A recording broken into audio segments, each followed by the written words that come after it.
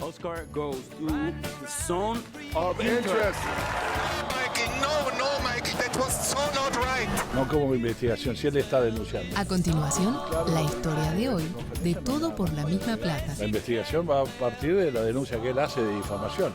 Esto es una difamación.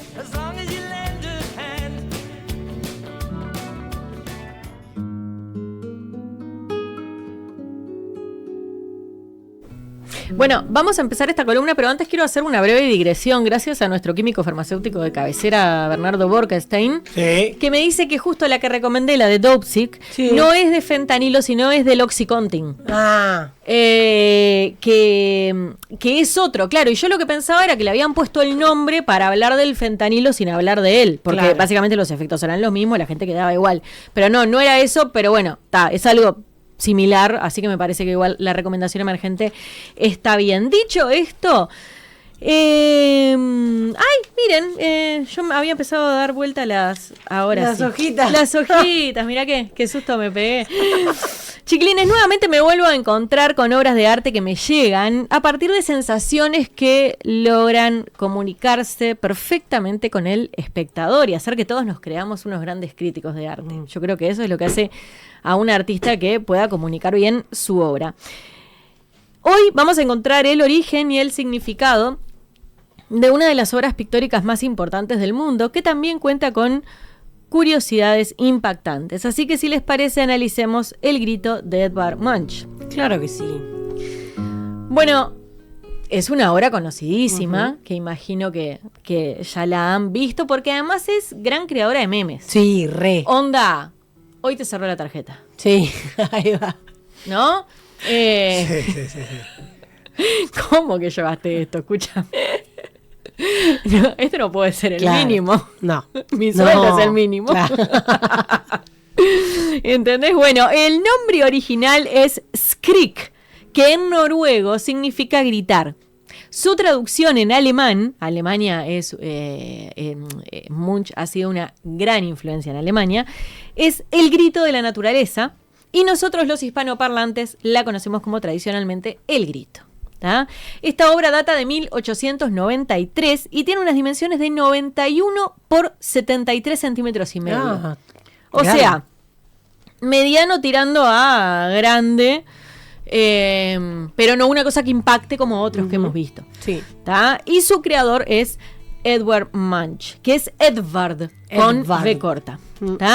Una de las primeras curiosidades es que el cuadro al que nos referimos, que está exhibido en la Galería Nacional de Noruega en Oslo, es en realidad el más famoso de una serie de 4 pinturas que hizo Munch y que están distribuidas por el mundo. Y que las vamos a ver a continuación. La del medio es, la segunda, empezando desde arriba, es la más famosa de todas. El original es una técnica mixta de óleo y pastel sobre cartón y está expuesto, como ya les dije, en Oslo. La segunda es de témpera sobre cartón y se exhibió en el Museo Munch de Oslo hasta que fue robado en el 2004 y posteriormente recuperado 2 años después. La tercera pertenece al mismo museo y la cuarta es propiedad de un particular que fue subastada en mayo de 2012 en la ciudad de Nueva York y el ganador pagó un precio, una módica suma de $119.9 millones. Una gana. ¿Sabés cuántas STM podría? Muchacho. Joana. Lo que supone una de las cifras más altas pagadas por una obra artística a lo largo de la historia. Vieron que la tercera es que ahí está en blanco y negro y está pintada de otra manera. Sí. Bueno, eso fue una obra, creo que se llama litográfica, pero me puedo estar equivocando, que es una obra en blanco y negro con un lápiz o con una lapicera o con un solo color que hace el propio Edvard Munch cuando la obra se hace tan famosa que las revistas de las galerías de arte le piden para poder imprimirla en sus revistas. Entonces él hace una en particular en esos colores. Pero bueno, conozcamos primero a su creador, porque Edvard Munch nació el 12 de diciembre de 1869 y falleció el 23 de enero de 1944 en Noruega. Una descripción propia en base a una comparación que él hace sobre sí mismo respecto a Leonardo da Vinci es bastante reveladora. Él decía que así como Leonardo da Vinci había estudiado la anatomía humana y diseccionado cuerpos, él intentaba diseccionar almas. Mira. ¿Tá? Quizá por eso los temas más frecuentes de sus obras estén puramente relacionados con los sentimientos, la tragedia humana, la soledad, la angustia, la muerte e incluso un fuerte erotismo. Sobre la rama del arte a la que corresponde el pintor, bueno, él sería primero clasificado como simbolista, pero siempre estará firmemente ligado al expresionismo, siendo un antecesor, un padre del expresionismo, principalmente por la fuerte expresividad de los rostros que pintaba, las actitudes de las figuras y los vivos colores que usaba. ¿Tá? Por supuesto, en Noruega está catalogado como el mejor pintor noruego de todos los tiempos. ¿Sí? ¿Por qué? Por supuesto, ¿estás minimizando al pueblo noruego que no puede sacar otros pintores buenos? No, porque está como lo tienen muy allá. Claro, es un ídolo. Exacto. Durante su estancia en París en 1885 entró en contacto con los movimientos pictóricos más avanzados de la época, liderados por artistas como Paul Gauguin y Toulouse-Lautrec. El conocimiento de otros artistas lo llevó a concebir el arte de una manera distinta, a empezar a delimitar los rasgos que iban a marcar su obra futura, expresiones bien esquemáticas, un uso simbólico de los colores y por último una vida bohemia que lo sumió en el alcoholismo. Y eso iba a llegar a complicarle bastante la vida. Viste que los artistas generalmente... ¿Y qué buscaba él? Bueno, él quería comunicar por medio de sus obras los estados más sutiles del alma y vaya si lo logró, por ejemplo, con el cuadro que vamos a analizar hoy. El origen del cuadro está explicado en el diario de él, que escribió en 1891, donde dice: iba por la calle con 2 amigos cuando el sol se puso. De repente el cielo se tornó rojo sangre y yo percibí un estremecimiento de tristeza, un dolor desgarrador en el pecho. Me detuve, me apoyé en la barandilla, preso de una fatiga mortal. Las lenguas de fuego como sangre cubrían el fiordo negro y azulado de la ciudad. Mis amigos siguieron andando y yo me quedé ahí, temblando de miedo, y oí un grito interminable que atravesaba la naturaleza. ¡Papá! A el Edward le vino un ataque de pánico, ¿no? Iba caminando Yo te iba a decir, y la viajó. le estaba dando un infarto lo que pasa. No llego a tanto, pero ataque de pánico tenía. Y ahí vamos a ver otro cuadro tan importante con el que ustedes van a encontrar cantidad de similitudes, la imagen 4, que se llama Desesperación, ¿tá? Porque Munch inmortalizó esa impresión que tuvo en el cuadro La Desesperación, que representa a un hombre con un sombrero de copa, visto de lado, inclinado sobre una barandilla y en un escenario similar al de la experiencia social, que luego también es muy similar al que se ve en El Grito. ¿Tá? Él no quedó muy contento con este resultado y pinta de nuevo un cuadro con una figura que termina siendo más andrógina, que muestra el rostro que se ve al espectador, con una actitud bastante menos contemplativa, pero sí más desesperada, lo mismo que el anterior, pero esta vez es El Grito. ¿Tá? Pareciera que previo al Grito pintó este cuadro, que es muy similar y muestra claramente a este hombre que uno tiende a pensar que es el propio Munch. Este óleo del que hablamos mide casi lo mismo, 92 por 73, y está expuesto en el Museo Munch de Noruega. ¿Tá? Volviendo al Grito, dicen los expertos que podría encontrarse el origen en la complicada vida que tenía el artista, que vivió caminos bastante oscuros y siempre eligió expresar su arte por medio de estos, o expresar sus sentimientos por medio del arte. Él fue educado por un padre muy duro y de niño vio morir a su madre y a su hermana de tuberculosis. Ay, por favor. Ya te marca para toda la vida. Claro. Su otra hermana se llamaba Laura y era con quien él tenía mejor relación. Laura fue diagnosticada con trastorno bipolar y la internaron en un psiquiátrico. Para esa época No yo le no sé si Laura no habrá tenido un dolor de ovarios y le dijeron, vos estás bipolar. Bueno, sí, en esa época. Porque en esa época pasaba mucho sí. eso. Y si eras mujer. ¿Y qué pasaba? Se quedaban solos. ¿Tá? Quizá por esto él se dio de lleno a la pintura para por medio del arte expresar lo que sentía. El tema es que, claro, entre la pintura también estaban los excesos. ¿Tá? Estos acontecimientos marcaron claramente su obra, lo definieron a él como artista y convirtieron al dolor, la muerte, la soledad, la angustia y la desesperación en temas que se iban a volver muy recurrentes. Por ejemplo, colores vivos y profundos, la persona que no tiene mucha forma parece andrógina. Munch no dice que no pinta un rostro, sino que pinta un alma abierta. ¿Por qué? Porque el personaje no tiene una boca definida, no tiene ojos humanos, no tiene una piel reconocible. Es casi una visión propia del dolor. Como un espectro parece, ¿no? Parece como un espectro. Sí. El paisaje detrás, si querés, Anita, poné de vuelta la foto 1, la del grito. La del cuadro. La del cuadro. Los colores, el mundo, la clave del cuadro, ¿cuál termina siendo? ¿Cuál? La inestabilidad. ¿Está? Y es que el mundo moderno, el de fines del siglo XIX, también se empieza a romper. Europa, por un lado, estaba teniendo un avance industrial importante, las máquinas, las ciudades que eran cada vez más impersonales, llenas de humo. Munch venía de una madre muerta muy joven, de un padre absolutamente dominado por la religiosidad y la culpa, que vivía la enfermedad y la pérdida como cuestiones cotidianas. Claro. Así nació este cuadro de una biografía atravesada por el miedo y por la sensación de estar constantemente al borde del abismo. Si lo miramos hoy, más de un siglo después, sigue siendo bastante inquietante porque habla de nosotros, o sea, de nuestras ansiedades, de la soledad digital, del ruido de las redes, de los gritos que damos sin que se escuchen. ¿Tá? Entonces, en una era donde todo se muestra, el grito recuerda un poco lo invisible, la angustia silenciosa que a veces se esconde detrás de una sonrisa o de una foto. Yo creo que este señor estaba bastante adelantado a su época. ¿Tá? Más allá de que él, por supuesto, se mostraba...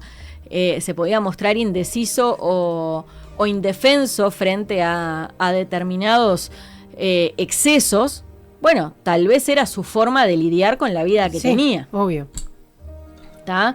Hay algo que es profundamente humano en las figuras de Munch, que todos en algún momento sentimos que el mundo se vuelve demasiado, que el aire está pesando, que todo vibra, que nada se sostiene por sí mismo. Y entonces él se ve que lo que quiso fue darle forma a eso. ¿Tá? Y sí, a veces uno puede mirarse en el grito, y yo creo que por eso el grito se ha vuelto meme también, ¿no? Porque, eso, me cerró la tarjeta, mira mi cara. ¿Qué? ¿El examen era hoy? Mira esa cara. No, de vuelta a la humedad.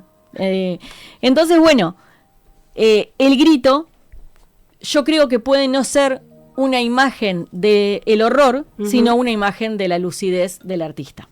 ¿Tá? ¿Por qué? Porque despierta a quien lo mire, y quien lo mire se puede ver reflejado en él. Una obra que fue aclamada por la crítica y exhibida por primera vez en 1893 como parte de una serie de 6 piezas que se llamaba El Amor. Y con esto, Munch quería lograr retratar el sentimiento desde el enamoramiento hasta la ruptura, donde el grito iba a representar la última etapa llena de angustia. ¿Tá? O sea, él no quería retratar una historia de amor que terminara de una manera feliz. Claro. Él quería retratar una historia de amor que terminaba mal. Claro.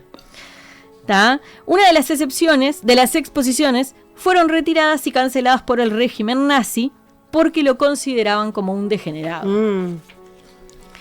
Munch, además, tuvo una neurótica desesperación por el amor de una mujer, Emile Zalou. ¿A quién no le pasó? ¿A quién no le pasó? ¿Verdad? Él consideraba que las mujeres le distraían de la misión que tenía que llevar a cabo como artista, pero en el camino se cruzó una rica heredera que se llamaba Tula Larsen. ¿Tá? Tula se obsesionó tanto por él, que no le importó que fuera un alcohólico crónico, que sufriera depresión. Red flag, amiga, Claro. porque Salí de ahí. porque no quieras salvar a los hombres, por favor, te lo pido. E incluso le ofreció su dinero, ¿verdad? En un principio él se dejó querer, pero de a poco se fue separando de ella Y tanto llegó, escuchen esto pues brutal, tanto llegó a agobiarle la compañía de esta mujer que lo deseaba a ella a él más que él a ella, que llegó al extremo de querer ingresar por voluntad propia a un sanatorio psiquiátrico. Ah, bueno, está. Se quería internar el tipo. Se Está, quería un internar. pelotudo que no sabe decirle, no, amiga, hasta acá llegamos. Y lo consiguió. Perdón, pero... ¿Qué pasó? Ella se resintió muchísimo y se inventó una enfermedad para hacerlo sentir culpable. Ay, por favor. Y él, Estaban los dos. estaban los dos, No, vale, ya Drama la culpa queen. es a él, pero y él, está todo bien con la sororidad, pero ahí hay Drama queen, por hay eso. responsabilidad de los Exacto. dos. Por favor. y él le termina pidiendo por carta que se case con él. ¿No ves que ella también? Ella tiene Igual lo él suyo. es un pelotudo inmaduro, ¿eh? ¿Y ahí qué pasó? Muy buen pintor. Sí, como pintor. Sí, una cosa no quita la otra. Claro. Y al final, ¿qué pasó? Él se arrepiente de hacer eso, porque él no la amaba. Claro. Pero la carta ya la había mandado, y cuando le dijo que estaba arrepentido, Ya le llegó la carta. Ya había mandado el mail. ella lo termina denunciando, aportando esta carta como prueba. Y eso es importante de saber, porque en ese momento la ley sueca tenía una ley que era la de la promesa del matrimonio. Una vez que prometiste, ya está. Exacto. Lo cagó. Pieza tocada, pieza Bien movida. cagado. Sí. Y entonces, esa promesa de matrimonio no solo debía cumplirse, sino que estaba por escrito. Claro. En este caso, las palabras no se las llevaban. Prueba irrefutable. Exactamente. Cuando se negó a pasar por el altar, Pobre Munch. se vio obligado a hipotecar su casa y empeñar todos los cuadros para poder pagar un juicio contra ella. O sea, pobre Manch. Pero casate, es más fácil casarse. Claro, muchacho. Sí.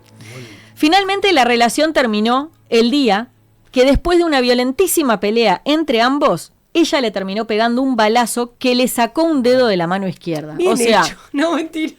Ay, qué horror. Ella estaba media complicada. La muchacha. al día de hoy se desconoce quién fue el Le pegó autor tiro. del disparo. Le pegó tiro, Le como- pidió agua y le Le pegó A las 2 de la tiro. mañana. Sí, sí. Pero el desprecio que sentía definitivamente quedó demostrado ahí. Siguiendo, bueno, en 1909 él volvió a Noruega, donde un industrial que se llamaba Rasmus Meyer le compró gran cantidad de cuadros que le quedaban de la colección. ¿Tá? Y después de publicar en 1918 un folleto que se llamaba Friso de la vida, en el que incluyó las obras maestras que tenía, él se decide retirar porque una afección de tinte ocular ¿tá? le estaba dificultando poder pintar. Lo que Mirá. supongo que a todo lo que ya tenía Manch le complicaba un poco más las cosas. Sí. La salud, en su caso, siempre fue muy frágil y él llegó a contar: cuando nací, se apresuraron a bautizarme porque creían que en cualquier momento moriría. Wow. O sea, ya no arrancamos bien, Eduardo. No. Y bueno, No arrancamos bien. En aquella época lo que pasa que si te moría un niño sin bautizar era Claro. ¿a dónde muchacho. iba a ir ese niño? Claro. ¿No? El Al creador, Valhalla. Al Valhalla. No, ojalá al Valhalla, no, loco. Justamente no. el creador del grito, yo esto se los voy a decir, encontré en un lado que murió por cáncer de estómago Ajá. y en otro lado que murió por neumonía. Es lo mismo. Lo que se sabe es que murió un 23 de enero de 1944 a los 80 años de edad y que dejó escrito: enfermedad, locura y muerte fueron los 3 ángeles que velaron mi cuna. Bien, estaba bien el tipo, estaba. Para ir terminando, Sí. otra de las grandes curiosidades de las obras de Munch es en general la cantidad de robos que sufrieron. El 12 de febrero del 94, el Grito de la Galería Nacional de Oslo se robó a plena luz del día por una banda de ladrones que ya estaba siendo buscada previamente por la policía. Después se comprobó que había sido encabezado por el ladrón de arte más famoso de Noruega, Paul Enger. Ellos tardaron una módica suma de 50 segundos en realizar la operación. Lo tenían todo absolutamente controlado. 3 meses después, los ladrones le escribieron al gobierno noruego solicitando $1 millón por la entrega del cuadro. Hoy $1 millón no es nada. No. No, en este momento no. El gobierno rechazó la oferta. Dámelo el $1 millón a mí. El gobierno rechazó No es la nada, oferta. dicen, no es nada. Y ojo, se ve que ya tenían algo entre manos porque el 7 de mayo lo pudieron recuperar, no solos, sino con ayuda de la Scotland Yard, que es la policía británica. ¿Tá? Paul Enger contó que había planeado el robo durante 4 años y según confesó en 2008, no fue el dinero lo que me movió a hacerlo, sino el reto y el juego Claro. en lo que consistía. La adrenalina. Sí. Exactamente. Este ladrón escondió el famoso cuadro entre los tableros de las mesas del comedor sobre la que sus tíos tomaban café y jugaban juegos de mesa antes de comer. Y vos estabas ahí, ¿viste? Te jugabas una conga arriba de un manch original. No, te podía caer un poco en ketchup ahí en el cuadro. Él decía que le divertía muchísimo saber que su familia merendaba sobre la pintura mientras la policía buscaba el cuadro por todo el país. Pero qué hijo de puta. El 22 de agosto del 2004, la versión expuesta en el Museo Manch fue robada a mano armada por 3 hombres enmascarados, junto con otro cuadro del mismo autor conocido como La Madonna. El museo esperó una petición de rescate, pero nunca llegó. Además, ofreció una recompensa de 97 millones de euros. Y según un periódico sueco, el cuadro habría sido quemado a fin de eliminar pruebas. Pero no, finalmente fueron recuperados ambos cuadros el 31 de agosto de 2006 por la policía noruega, 2 años después de su robo y en relativo buen estado de conservación. ¿Tá?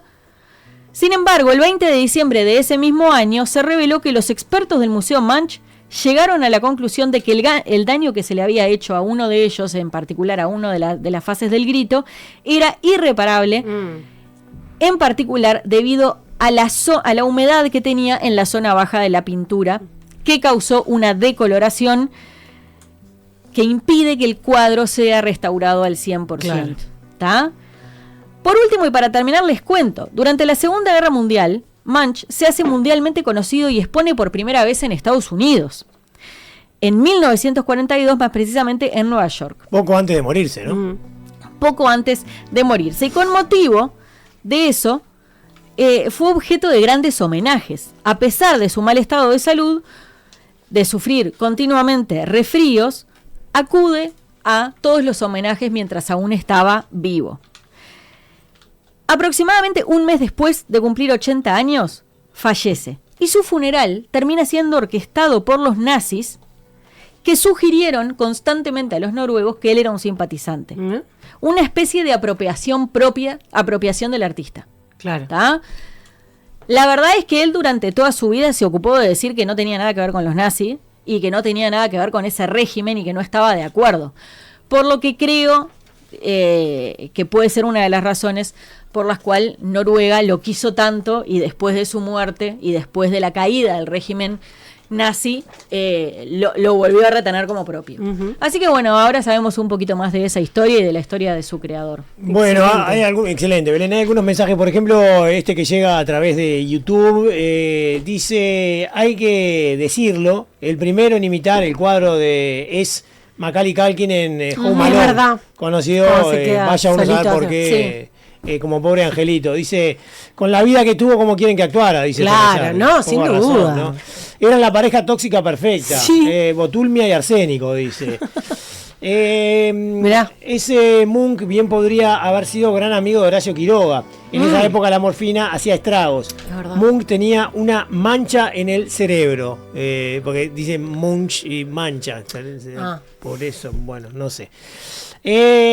Como dijo Nicolás Ibarburu, imagínate tener una máquina del tiempo y juntar a Sid Vicious, Sid Barrett y al Choncho Lazaroff, dice el mensaje del oyente a través de YouTube. ¿No? Imagínate, y si lo podíamos juntar con Munch también estaría bárbaro.